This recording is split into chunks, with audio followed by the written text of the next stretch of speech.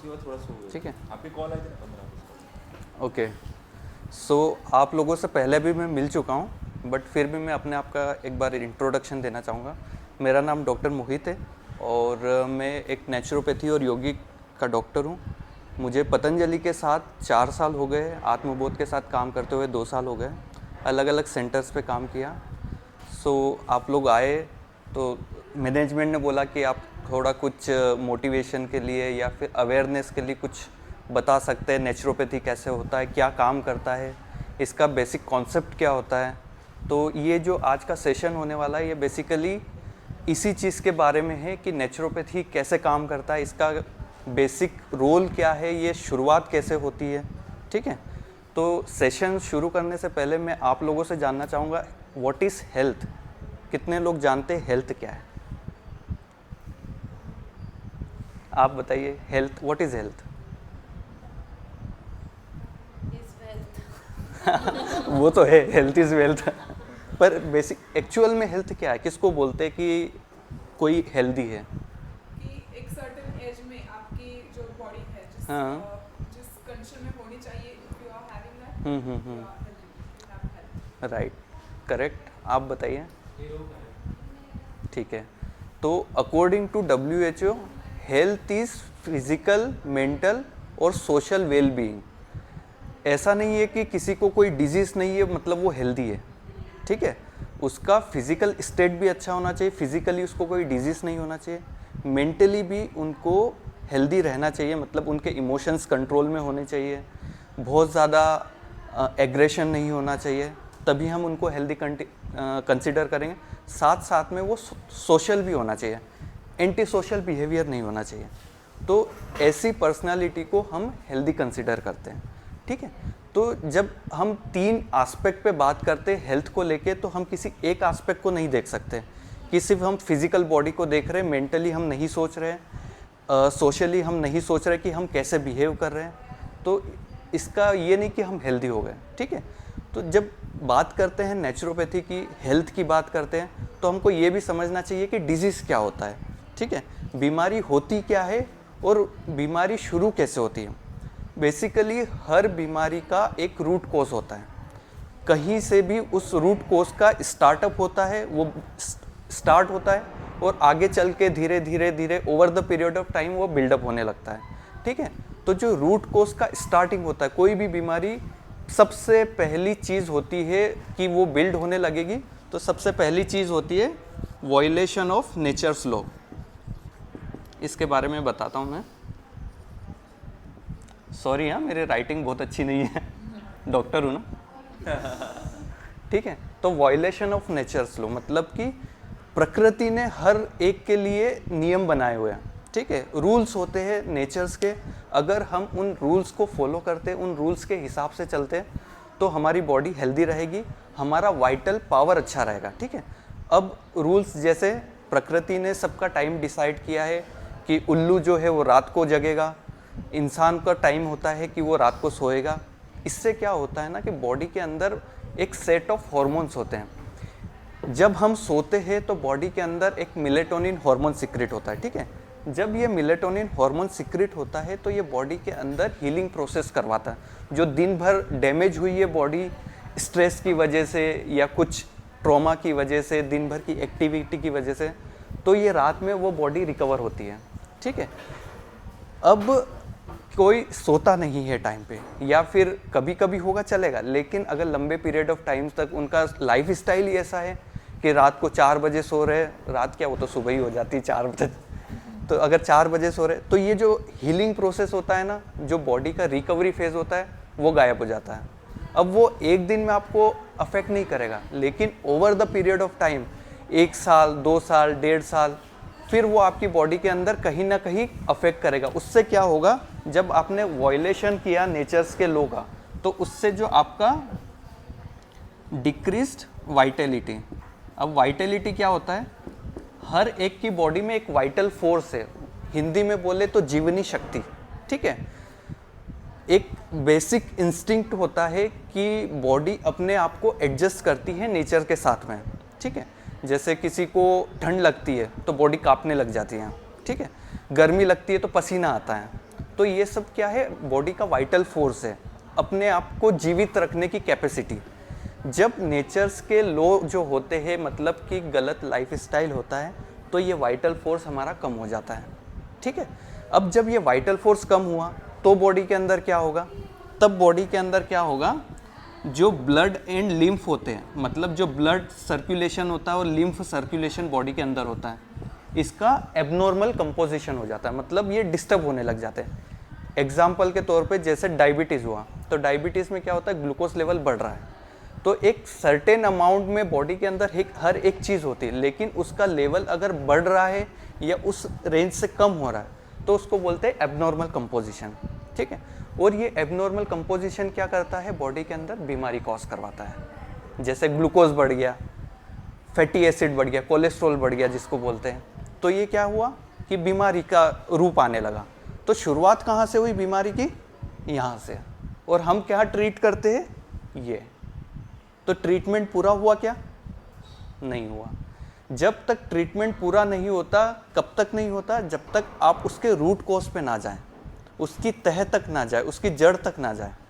तो उसकी जड़ होती है, यहाँ से शुरू होती है। अब क्या होता है, जब बीमारी इस तरीके से शुरू हो रही है तो इसका जाहिर सी बात है ट्रीटमेंट भी कुछ तो होगा।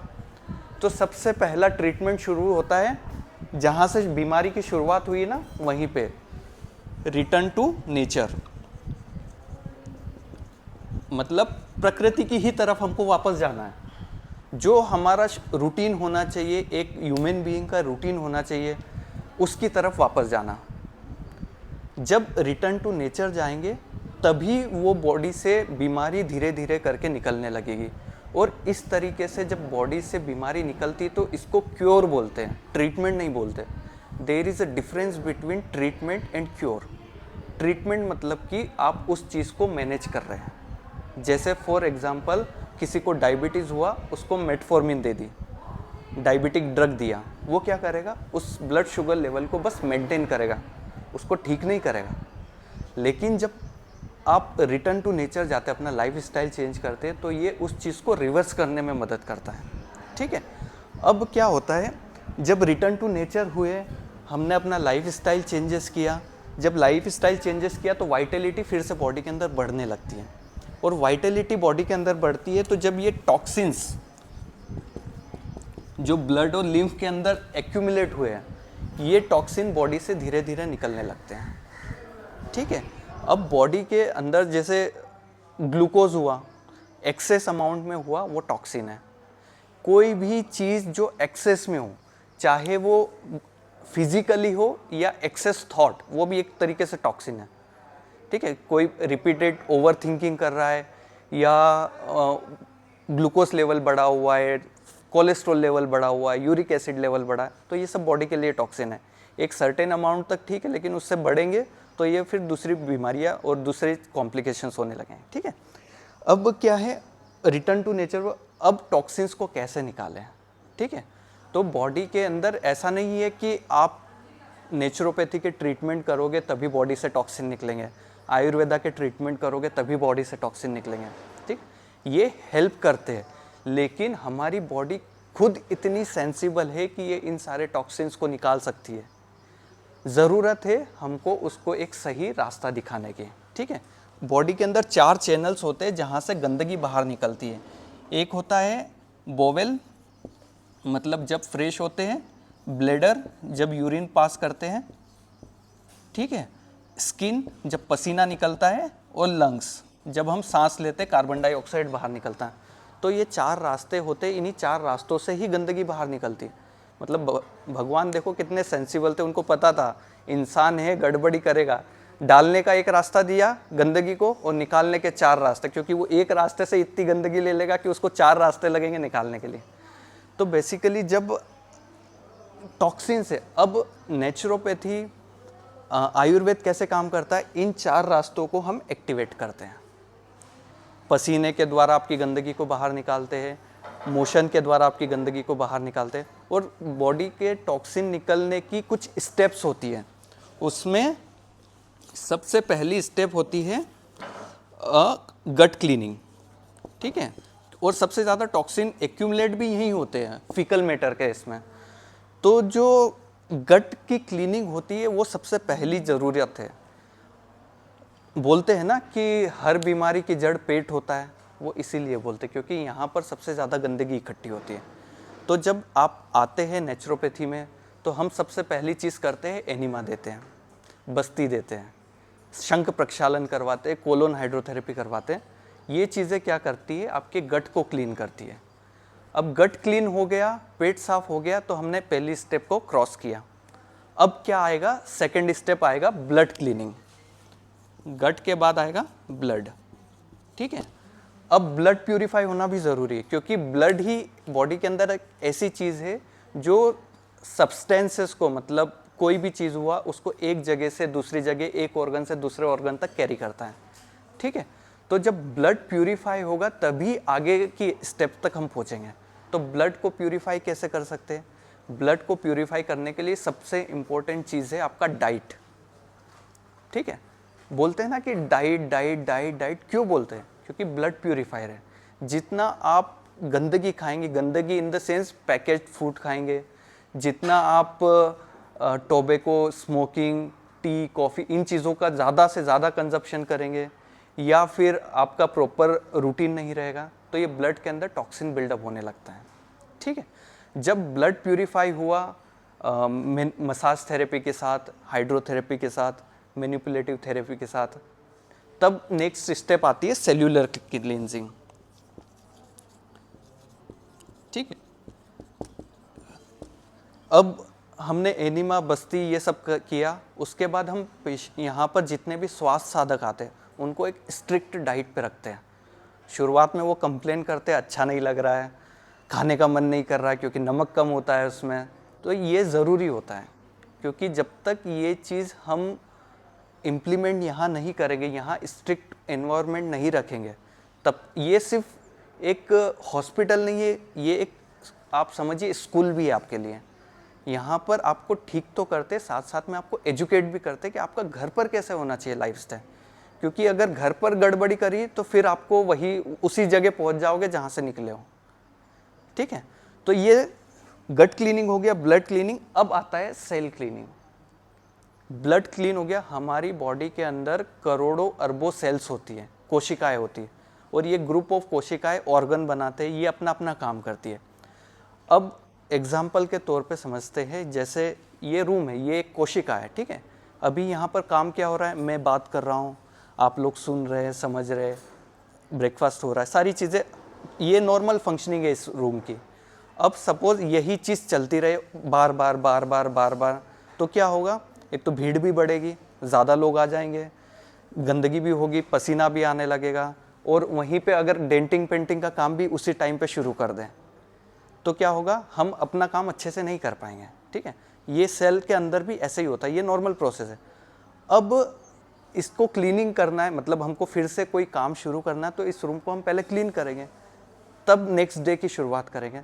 तो सेल के अंदर भी ऐसे ही होता है, कोशिका के अंदर भी ऐसे ही होता है, उसकी क्लीनिंग ज़रूरी है।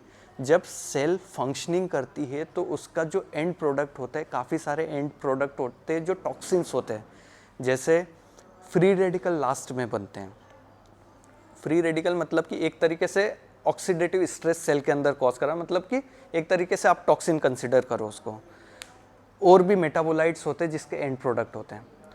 तो अब इसको क्लीन करना है, सेल लेवल पे क्लीन करना है, तो सबसे पहला और सबसे इम्पोर्टेंट स्टेप होता है फास्टिंग थेरेपी, उपवास।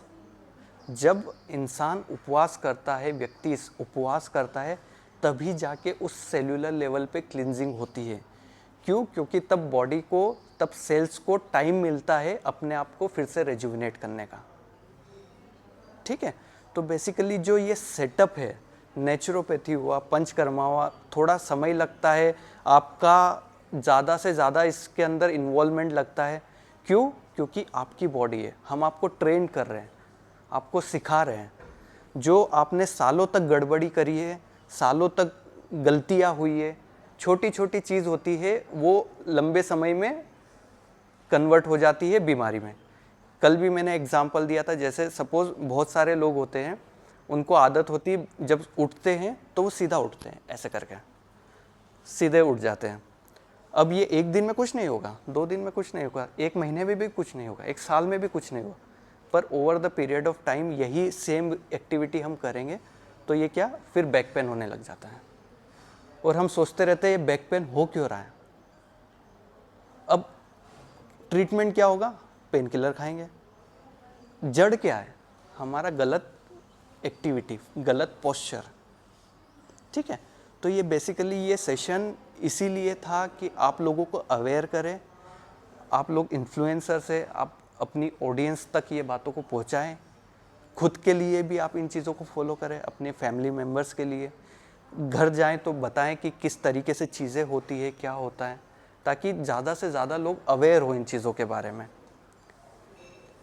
यही सेशन का मोटिव था कि आपको अवेयरनेस के लिए।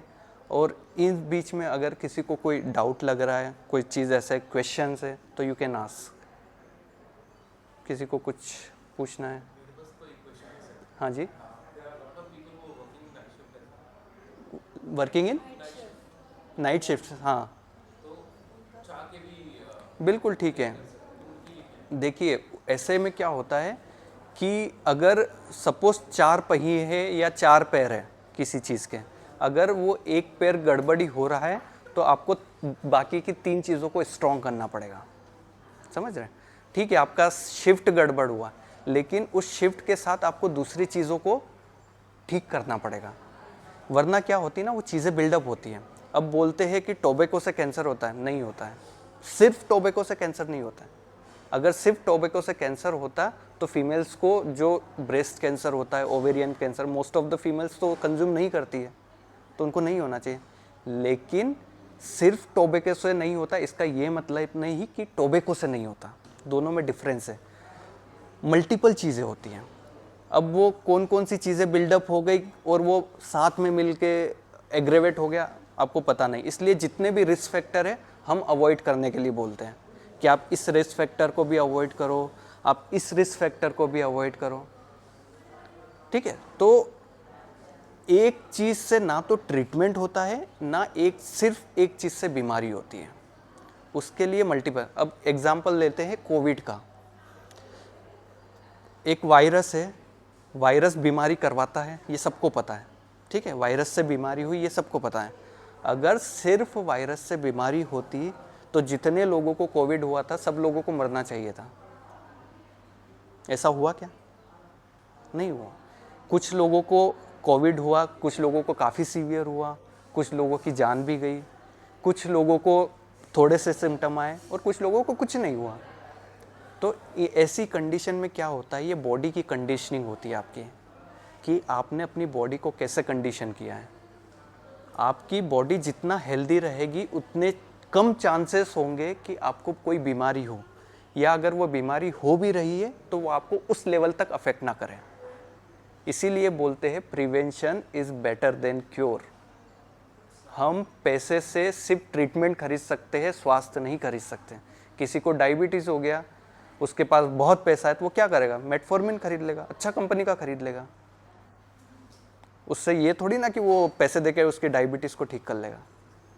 तो हेल्थ इज़ वेल्थ, आपका स्वास्थ्य ही आपकी दौलत है।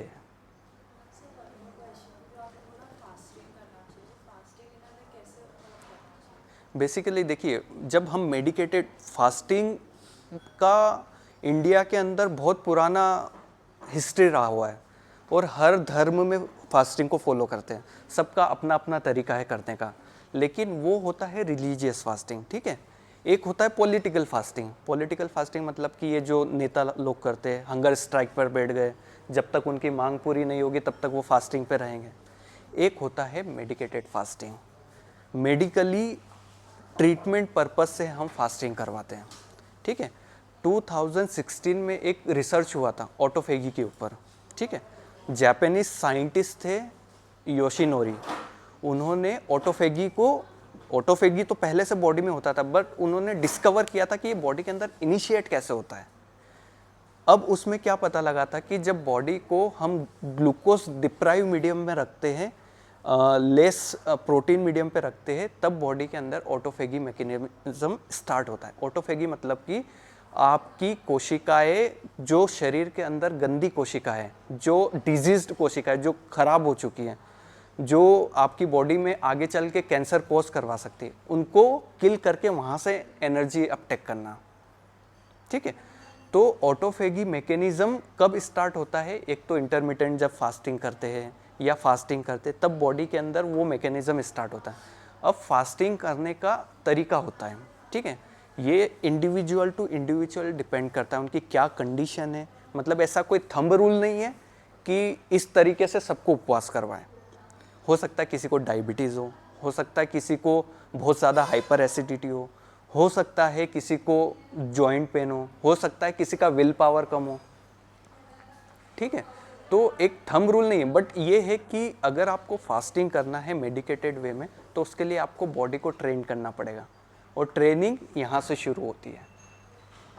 जब तक आप यहाँ से स्ट्रॉन्ग नहीं है कि आज दिन भर आपको उपवास करना है, आपको फास्टिंग करना है, तब तक आप कर ही नहीं सकते हैं। क्यों? क्योंकि हमारे थिंकिंग पैटर्न से, हमारे थॉट पैटर्न से और हमारे थॉट से बॉडी के अंदर सिक्रीशंस होने लगते हैं। आपने देखा होगा ना, कभी कभी कुछ अच्छा डिलीशियस सा आ गया या ऐसा आ गया तो मुंह में पानी आ जाता है, भूख लगने लग जाती है। क्यों? वो साइकोलॉजिकल होता है। हमने अपने ब्रेन को एक सिग्नल दे दिया, हमारा एक ऐसा एक्सपीरियंस रहा है कि नहीं यार, मोमोज तो मस्त होते हैं, यहाँ के मोमोज तो बेस्ट ही है। ठीक है, और जैसे ही उस जगह पे पहुँचे या उस चीज़ के बारे में हमने सोचा, तुरंत रिफ्लेक्सेस आने लगे, सिक्रीशंस होने लगे। तो जब हम उपवास करते हैं तो पहला हमको यहाँ से स्ट्रॉन्ग होना है। जब यहाँ से स्ट्रॉन्ग हुए तो वो सिक्रीशंस बंद हो जाते हैं। तो फास्टिंग जब हम करते, स्लोली हम बॉडी को रेडी करते हैं, और बॉडी को आदत नहीं है। अब आप लोगों में से बहुत सारे लोगों को घर पे चाय की आदत है, अब पहले दिन ही यहाँ चाय मिलती नहीं है, तो बॉडी क्या करती है? रेजिस्ट करती है अपने आप को। आपको हेडेक होने लगेगा, चिड़चिड़ापन, मन करेगा चले जाओ, थोड़ी सी देर के लिए बाहर चले जाओ। ऐसा होता है, और ये ऐसा नहीं कि आपके साथ होता है। यहाँ पर मतलब जितने लोग आते हैं ना, 80% लोगों के साथ यही दिक्कत आती है। 3 दिन तक बहुत परेशान होते हैं, 3 दिन तक उनको हेडेक रहता है, किसी को डायरिया हो रहा है, किसी को चिड़चिड़ाहट।